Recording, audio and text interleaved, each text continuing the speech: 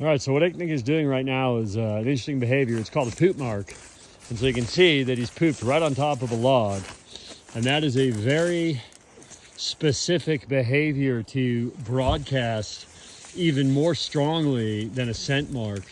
It's really a signpost, and it's intended to really let every other animal know that he's large and in charge in this area. And unlike urine, this potentially can persist for months. And that particular location there is kind of an important corner on our property that we regularly patrol. He wants to make sure, and here's another area here where he's probably going to mark pretty intensely. But it's because this is kind of a trailhead area here, and so he's really making sure he may mark again. So it's really important to him in this particular area that he really emphasizes his presence in this part of the landscape. Sometimes he even goes a third time. Oh, he's going to poop mark again. All right, so you'll see this is really intentional marking behavior. This is not simply relieving himself. And he's probably going to scrape. Yep. So what he's doing now is he's throwing the poop and the urine, and also putting his scent in the ground. And it's also a visible indicator of his presence that persists. And as we get closer and closer into breeding season, which is typically like February to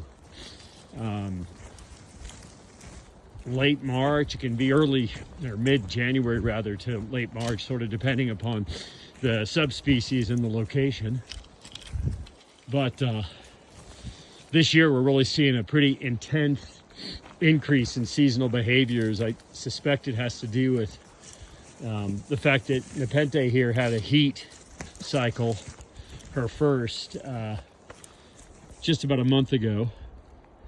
And as a result of that, I think it's kind of kicked everyone else's hormones a little bit into overdrive. We've noticed that Mooney is a lot more intense right now and is kind of aggressively dominating Nepenthe to the point where we've already stopped letting them have any unsupervised access to one another, just to make sure that Mooney doesn't harm Nepenthe. Nepenthe doesn't seem to be really aware of what she ought to do in that circumstance. She's really still just a puppy, and so she's not quite, it doesn't seem like she's quite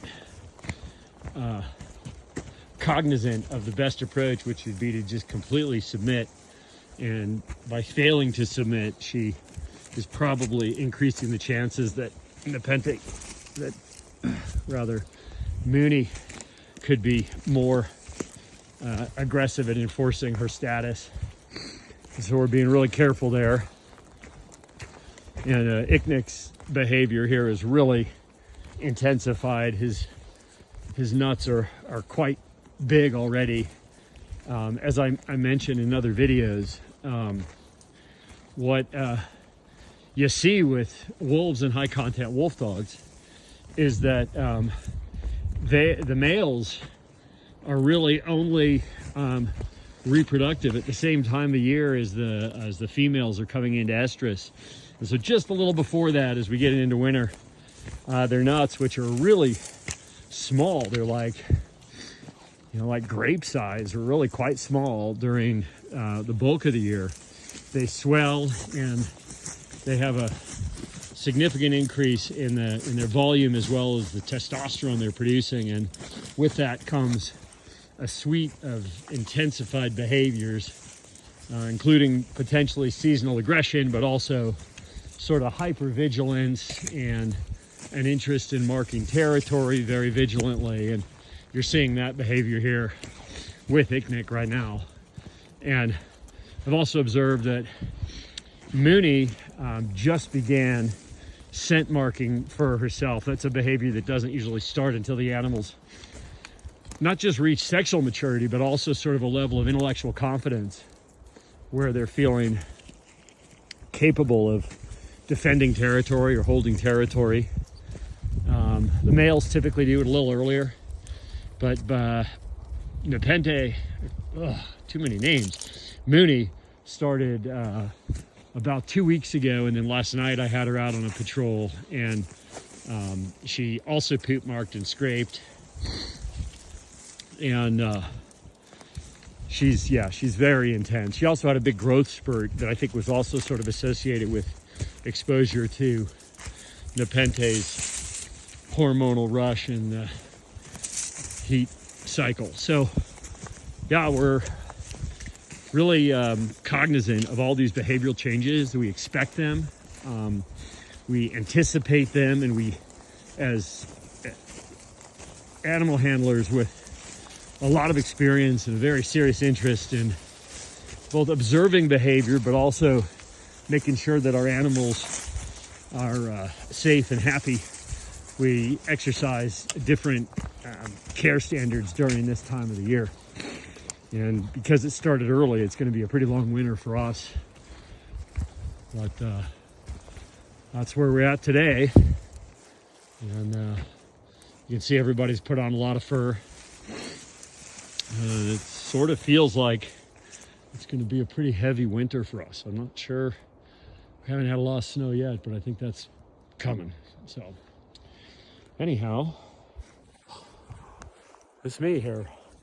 It's about 30 degrees right now, actually. It's kind of cold. And I'm just doing what I usually do, which is taking animals out in the waning hours of the day. That's our normal patrol time, because that's typically a time when the animals themselves become active.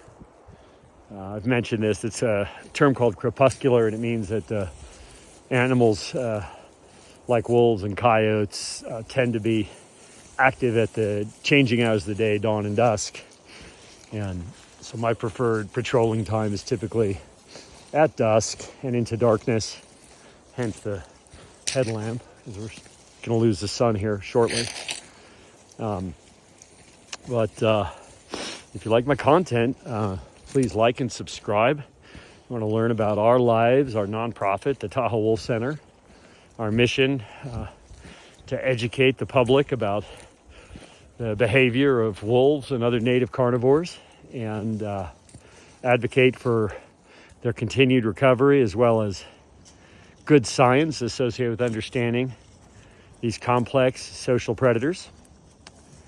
And finally, unfortunately, the algorithm here makes you shill for likes and subscriptions. We're about to launch memberships, and so if you're interested in that, stay tuned. We'll be able to offer some amazing, unique membership benefits, including access to live streams from the habitat, live Q&A.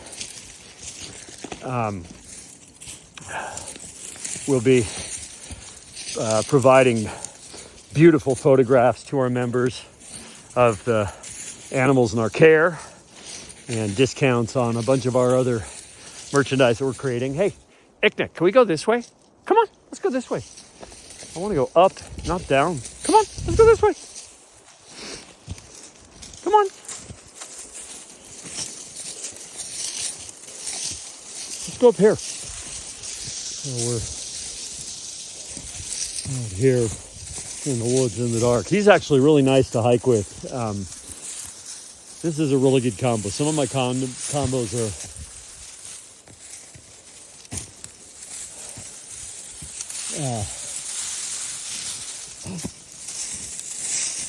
some of our combos are challenging. Animals conflict with their desire to go different places. And Icknick is he's very, very strong, but typically he's somewhat easy to work with on the lead. He's always been a nice boy. And Nepenthe and he are a good combination. Tend to not jerk me around too much. Anyhow, last thing, real quick. So, I've written a book. It'll be on sale, hopefully, just for Christmas. And I'll be taking pre-orders soon, including for a special author's edition. It's called The Wolf Lover's Guide to Raising Dogs, inspired by my 40 years of work with carnivores, but intended to help you have the most amazing, interesting, and dynamic relationship with your furred family members. And also a children's book about Old Nepenthe here called The Little Malamute Raised by Wolves.